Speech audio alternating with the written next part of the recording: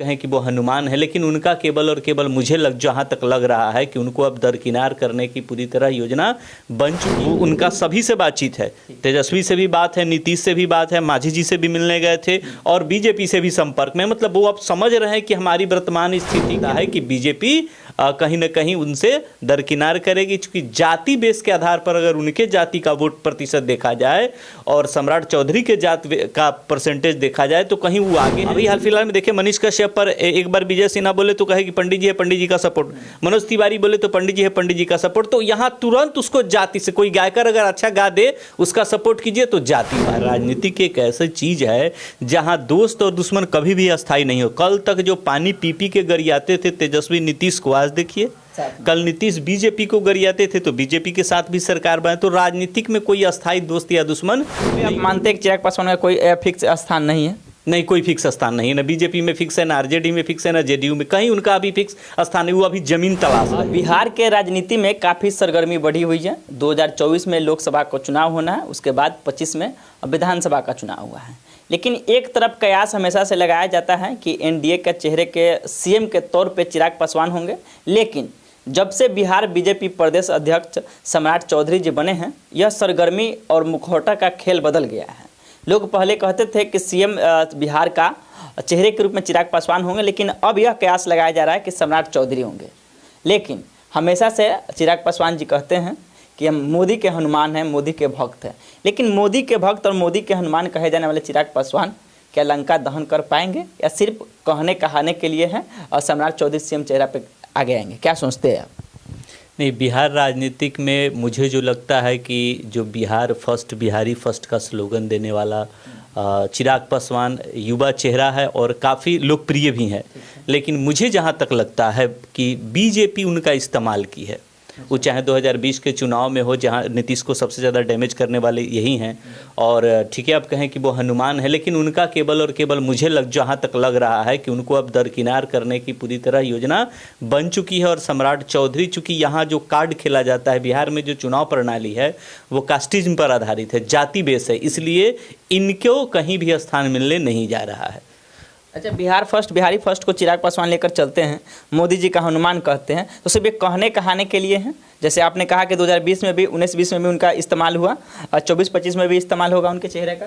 हाँ, उनके चेहरे का इस्तेमाल ही किया जाएगा। हालांकि हमको नहीं लगता है कि बिहार के मुख्यमंत्री के नाम पर इनके साथ सहमति बनेगी या इनको प्रमोट किया जाएगा। सिर्फ और सिर्फ बीजेपी इनका इस्तेमाल करेगी और आज तक करती आई है। हालांकि लगभग चिराग पासवान अब जो भारतीय राजनीतिक में कदम रख रहे हैं वो फूक फूक के रख रहे हैं। वो उनका सभी से बातचीत है, तेजस्वी से भी बात है, नीतीश से भी बात है, मांझी जी से भी मिलने गए थे और बीजेपी से भी संपर्क में। मतलब वो अब समझ रहे हैं कि हमारी वर्तमान स्थिति क्या है और अपने ग्राउंड को, अपने ज़मीन को मजबूत करने के लिए अब तो उनके बारे में यहाँ तक कहा जाता है कि बर्थडे पार्टी में भी वो जा रहे हैं। कोई उनको बुला रहा है तो लगभग अपने सारे लोगों को मिलना, कार्यकर्ताओं से रात दिन संपर्क करना, यानी कि ग्राउंड लेवल पर आकर अब सही में वो मेहनत करना शुरू कर दिए हैं और उनका जनाधार धीरे धीरे बढ़ रहा है। लेकिन मुझे जो लगता है कि बीजेपी कहीं ना कहीं उनसे दरकिनार करेगी, क्योंकि जाति बेस के आधार पर अगर उनके जाति का वोट प्रतिशत देखा जाए और सम्राट चौधरी के जाति का परसेंटेज देखा जाए तो कहीं वो आगे हैं। और बिहार की राजनीतिक विकास पर नहीं चलती है। विकास की राजनीतिक बिहार में केवल और केवल जातिवाद को माना जाता है कि किसके जाति की संख्या कितनी है और उसके अकॉर्डिंग क्षेत्र में भी उसको टिकट दिया जाता है और पार्टी में भी उसको स्थान दिया जाता है। एक चीज़, कुर्नी उप विधानसभा का चुनाव में, मोकामा उप विधानसभा का चुनाव में चिराग पासवान पूरी तरह से सक्रिय दिखे बीजेपी एनडीए के तरफ से। लेकिन चिराग पासवान को ये चीज़ समझ में नहीं आता था उस समय कि मुझे चेहरे का इस्तेमाल किया जा रहा है। अब चिराग पासवान, एक बात आपने अभी कहा कि उनकी जनसंपर्क यानी कि नज़दीकी तेजस्वी यादव से भी है, मांझी जी से भी है, नीतीश कुमार से भी है, कि मांझी जी के जैसे बेटे ने सांसद पद से इस्तीफा देकर बीजेपी में शामिल हो गई है। क्या लगता है कहीं ना कहीं चिराग पासवान भी इधर से हट कर और उधर अपना पार्टी को लेकर चला जाए महागठबंधन में? देखिए, राजनीतिक में किसी भी संभावना से इनकार नहीं किया जा सकता है। राजनीतिक एक ऐसी चीज़ है जहां दोस्त और दुश्मन कभी भी अस्थायी नहीं हो। कल तक जो पानी पी पी के गरियाते थे तेजस्वी नीतीश को, आज देखिए कल नीतीश बीजेपी को गरियाते थे तो बीजेपी के साथ भी सरकार बनाए। तो राजनीतिक में कोई अस्थायी दोस्त या दुश्मन नहीं होता है। कल तक जो बुराई करेगा अपने मकसद को पूरा करने के लिए इसमें आ जाएगा। तो ये कोई गारंटी नहीं है कि चिराग कहाँ मिलेंगे, लेकिन कहीं ना कहीं इस बार उनको अस्थायी ठौर खोजना ही होगा ताकि उनका फ्यूचर बना रहे। अच्छा, अभी भी आप मानते हैं कि चिराग पासवान का कोई फिक्स स्थान नहीं है? नहीं, कोई फिक्स स्थान नहीं है। ना बीजेपी में फिक्स है, ना आरजेडी में फिक्स है, ना जेडीयू में, कहीं उनका अभी फिक्स स्थान नहीं। वो अभी जमीन तलाश रहे हैं। सीधे सीधे कहा जा सकता है कि चिराग पासवान ना घर का ना घाट का रहेगा, धोबी के गधा बन जाएंगे। हाँ, 2024 के चुनाव में अगर उनकी कोई अपना ग्राउंड अपने स्तर से तलाश नहीं किए तो हालांकि बीजेपी लगभग स्टैंड, अभी न्यूज़ जो चल रही है, लगभग स्टैंड क्लियर कर चुकी है कि वह 30 सीट पर चुनाव लड़ेगी और 10 सीट पर ही बाकी सभी पार्टियां जो उनके सहयोगी पार्टियां हैं उनमें। अब इनका अकेले डिमांड है 6-7, तो देगी नहीं, और देगी नहीं तो मुझे लगता है कहीं बिहार के मुख्यमंत्री का एज ए प्रमोट करके इनसे लाभ ले लिया जाए लोकसभा में और विधानसभा में दिखा दिया जाए कि भाई नहीं, आपका कोई स्थान नहीं है। सम्राट चौधरी को आगे कर, हाँ, सम्राट चौधरी को आगे कर दिया। ये भी हो सकता है, भारतीय राजनीतिक में कुछ भी हो सकता है, लेकिन इनका भी कहीं ग्राउंड नहीं है और आज भी इनके जगह तलाश रहे हैं।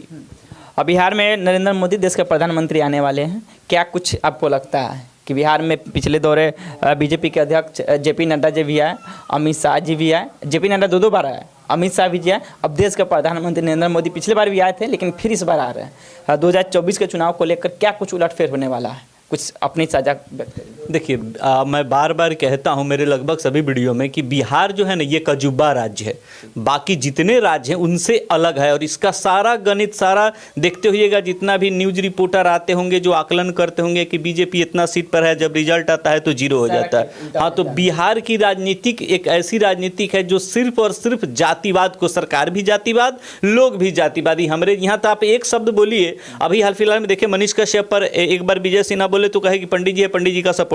मनोज तिवारी बोले तो पंडित जी है, पंडित जी का सपोर्ट। तो यहां तुरंत उसको जाति से, कोई गायकर अगर अच्छा गा दे उसका सपोर्ट कीजिए तो जातिवाद। तो यहां तो हर घर में जातिवाद है, हर व्यक्ति में जातिवाद है। तो मोदी जी को कहीं ना कहीं लगता है कि बिहार में मेरा ग्राउंड थोड़ा सा वीक है, कमजोर है, इसलिए इसको मजबूत करने के लिए, चूंकि यहां विकास तो आधार है नहीं, इसलिए यहां लगभग सभी अपने उच्च स्तर के जो उनके अधिकारी है, उच्च स्तर के जो लोग हैं, उनको बिहार में दौरा करवाया जा रहा है। लास्ट सवाल, चिराग पासवान और सम्राट चौधरी दोनों अपने अपने जगह पे, उनके जितने भी समर्थक हैं, या पार्टी स्तर से भी ऑफिशियली नहीं कहा गया कि सीएम का चेहरा कौन होंगे, लेकिन आपको क्या लगता है अगर एक लाइन में कहा जाए कि सम्राट चौधरी सीएम का चेहरा होंगे या चिराग पासवान होंगे? नहीं, मेरे अनुसार जो अभी तक बीजेपी का स्टैंड मुझे दिख रहा है कि सम्राट चौधरी पर ही वो लोग फोकस करेंगे और सम्राट चौधरी के ही नाम पर चुनाव लड़ा जाएगा। धन्यवाद आपका।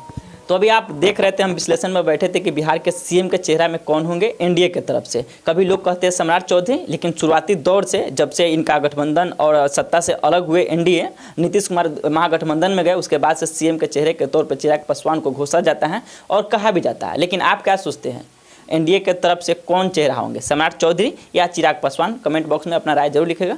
बाकी वीडियो देखने के लिए आप सभी दर्शकों का बहुत बहुत धन्यवाद। आभार। जय हिंद, जय बिहार।